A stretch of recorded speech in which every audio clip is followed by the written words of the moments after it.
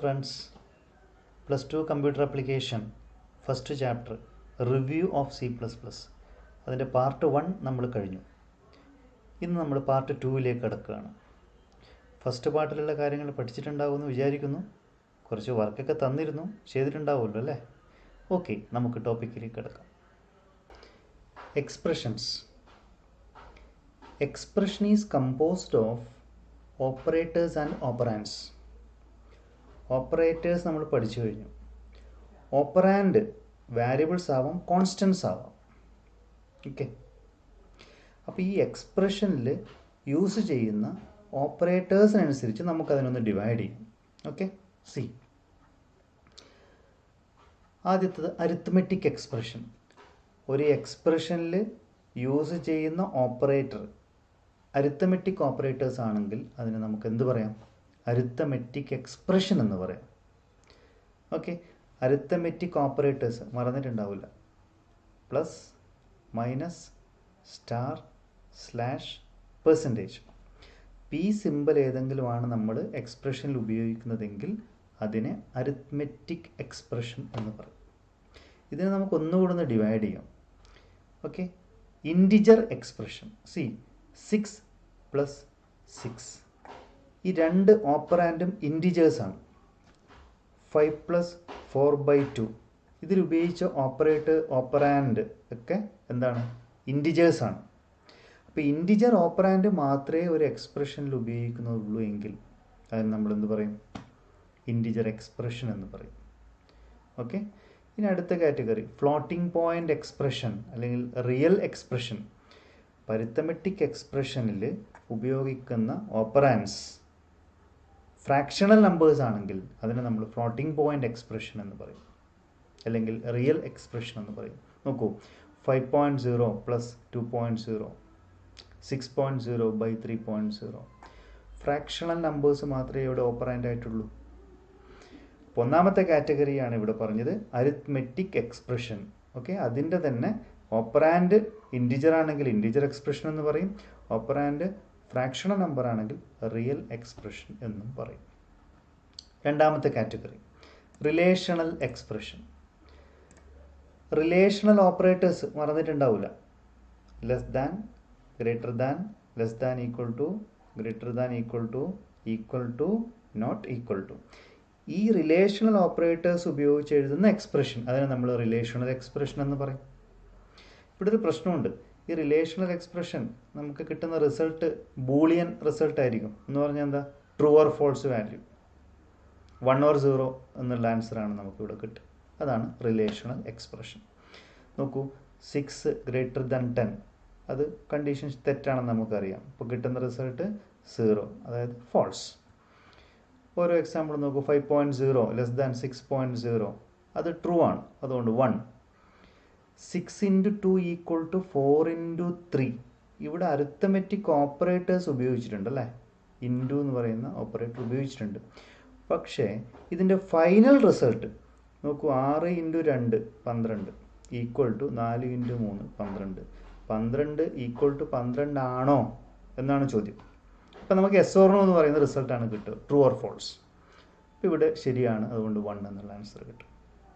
അത് final റിസൾട്ടിനെ depend ചെയ്തിട്ടാണ് നമ്മൾ പറയുന്നത്. ഇപ്പോൾ റിലേഷണൽ ഓപ്പറേറ്റേഴ്സാണ് ഉപയോഗിക്കുന്നതെങ്കിൽ റിലേഷണൽ എക്സ്പ്രഷൻ.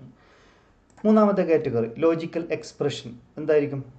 ലോജിക്കൽ ഓപ്പറേറ്റർ ഉപയോഗിച്ചെഴുതുന്ന എക്സ്പ്രഷൻ. ഏതൊക്കെയാണ് logical operators? Logical and, logical or, logical not. പി സിമ്പിൾ ഉപയോഗിച്ചെഴുതുന്ന എക്സ്പ്രഷനെ നമ്മൾ പറയും logical expression. Relational expressions combine ചെയ്യാനാണ് നമ്മൾ ലോജിക്കൽ ഓപ്പറേറ്റേഴ്സ് ഉപയോഗിക്കുക, പഠിച്ചിട്ടുണ്ട്.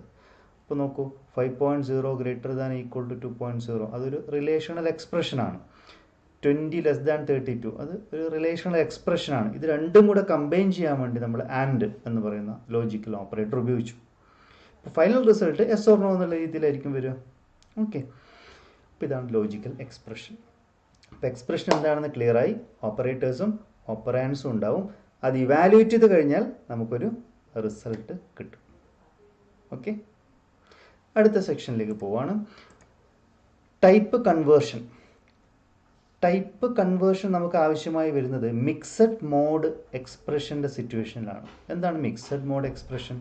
ഇപ്പം നമ്മൾ അരിത്തമെറ്റിക് എക്സ്പ്രഷനും കഴിഞ്ഞു, അവിടെ ഇൻറ്റിജേഴ്സും ഫ്രാക്ഷണൽ നമ്പേഴ്സും വരുന്ന 2 കാറ്റഗറി പറഞ്ഞു. ഈ രണ്ടും കൂടെ ഒരു എക്സ്പ്രഷനിൽ വരികയാണ്. അതിന് നമ്മൾ പറയും മിക്സഡ് മോഡ് എക്സ്പ്രഷൻ. അതായത് ഇൻറ്റിജേഴ്സും ഉണ്ടാവാം, ഫ്രാക്ഷണൽ നമ്പേഴ്സും ഉണ്ടാവാം ഒരു എക്സ്പ്രഷനിൽ.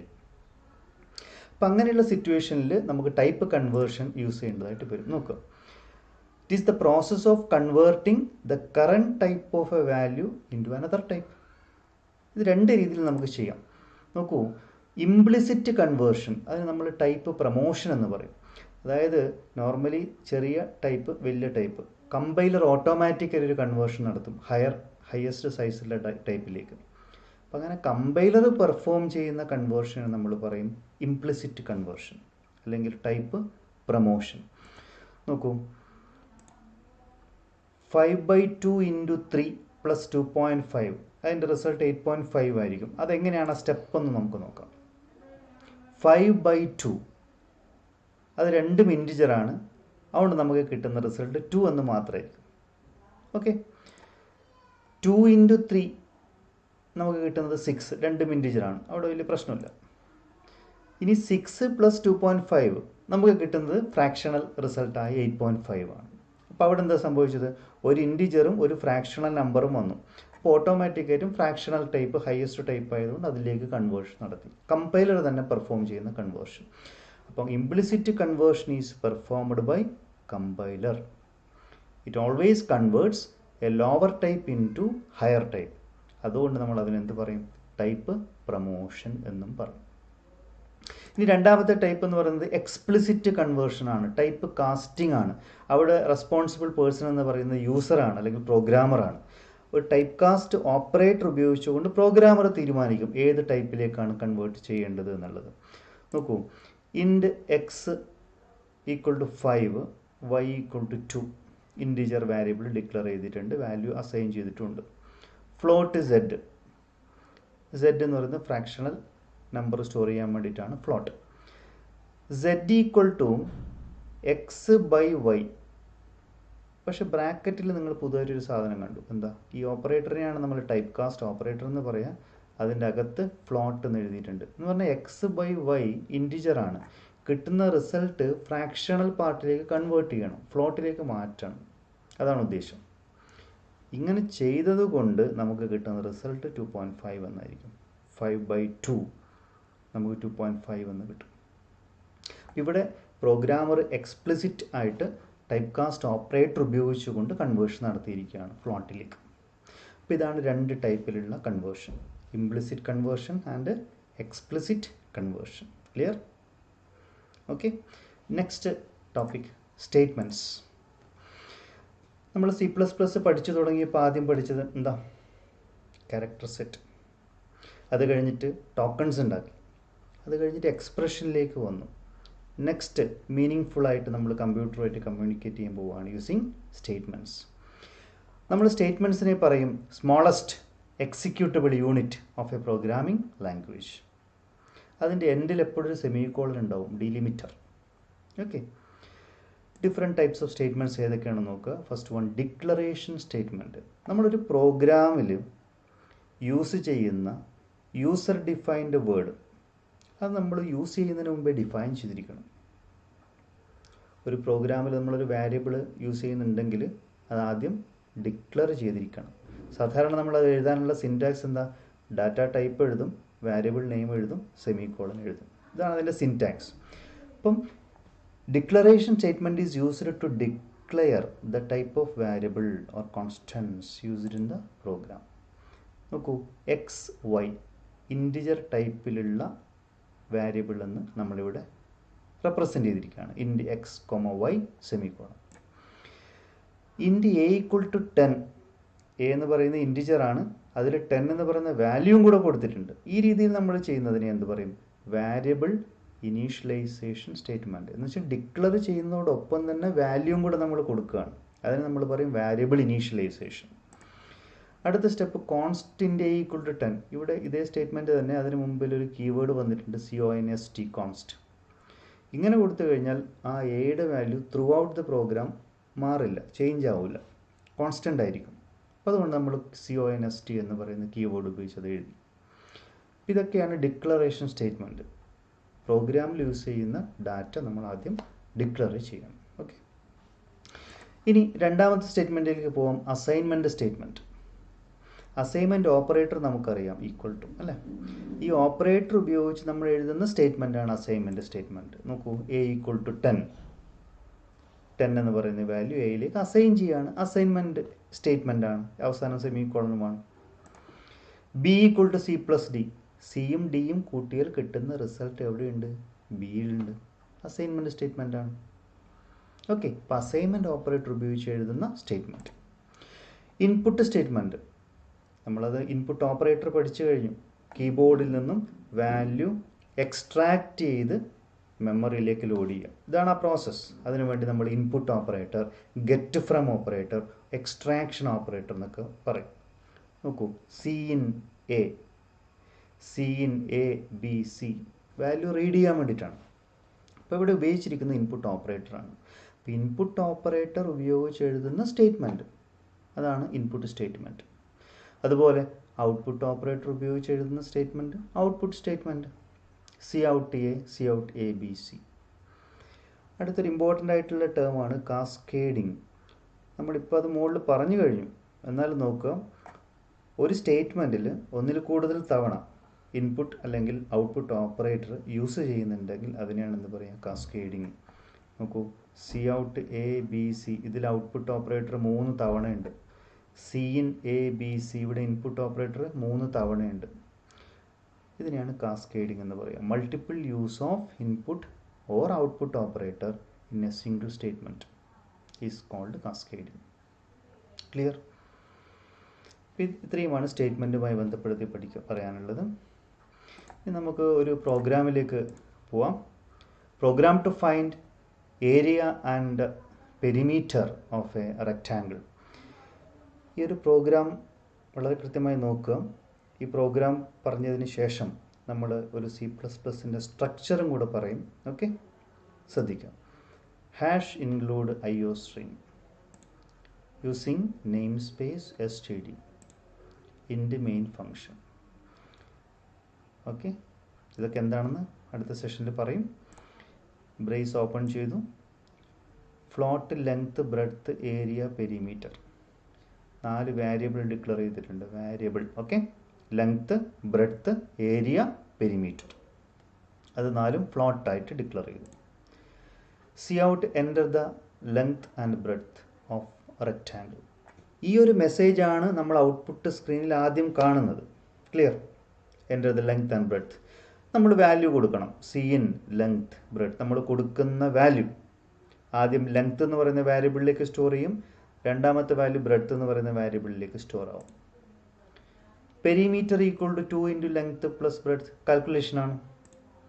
ഏരിയ = ലെങ്ത് × ബ്രെഡ്ത്ത്, അവിടെയും കാൽക്കുലേഷൻ നടത്തി. ഈ കാൽക്കുലേഷൻ്റെ റിസൾട്ട് ഇപ്പം ഈ വാരിയബിളിലുണ്ട്.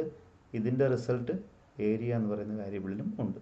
ഓക്കെ, Cout പെരിമീറ്റർ = പെരിമീറ്റർ എന്ന് പറയുന്ന വാരിയബിളിലുള്ള വാല്യൂ ഡിസ്പ്ലേ ചെയ്യാനാണ് ഈ സ്റ്റേറ്റ്മെൻറ്റ്. അപ്പോൾ നമ്മൾ ഓൾറെഡി കിട്ടിക്കഴിഞ്ഞു. അപ്പോൾ നമുക്ക് ഇവിടെ ആൻസർ ഡിസ്പ്ലേ ചെയ്യും. എൻഡൽ എന്ന് പറയുന്നത് നെക്സ്റ്റ് ലൈനിലേക്ക് പോകാൻ /n എന്നതിന് ഈക്വലൻ്റ് ആയിട്ട് എഴുതിയെന്നേ ഉള്ളൂ. ഏരിയ = ഏരിയ, നമുക്ക് ഓൾറെഡി ഏരിയ ഇവിടെ കിട്ടിക്കഴിഞ്ഞു. ആ വാല്യൂ ആണ് ഇവിടെ ഡിസ്പ്ലേ ചെയ്യുക. റിട്ടേൺ 0. അപ്പോൾ ഇത് വളരെ സിമ്പിളായിട്ടുള്ളൊരു പ്രോഗ്രാമാണ് ഇവിടെ ഉള്ളത്. ലൈൻ ബൈ ലൈനായിട്ട് സീക്വൻഷ്യലായിട്ടാണ് എക്സിക്യൂഷൻ നടത്തിയിരിക്കുന്നത്. ഇനി നമ്മൾ അടുത്തൊരു സ്റ്റേറ്റ്മെൻറ്റ് അടുത്ത സെഷനിൽ പറയും, കൺട്രോൾ സ്റ്റേറ്റ്മെൻറ്റ്. അതിൽ നിന്നും വ്യത്യസ്തമായി അവിടെ എങ്ങനെയാണ് കൺട്രോൾ സ്റ്റേറ്റ്മെൻറ്റ് വർക്ക് ചെയ്യുന്നുള്ളത് അന്നേരം നമുക്ക് പറയാം. ഇപ്പം നോക്കുക, സീക്വൻഷ്യൽ ഫ്ലോ ആണ് പ്രോഗ്രാമിൽ കാണുന്നത്. Okay, structure of C++ program. നമ്മൾ നേരത്തെ എഴുതിയ പ്രോഗ്രാമിൽ ആദ്യം എഴുതിയത് ഓർമ്മയുണ്ടോ? #include IOStream. ഓക്കെ, നമുക്ക് തുടങ്ങാം. Preprocessor directive, അതാണത്.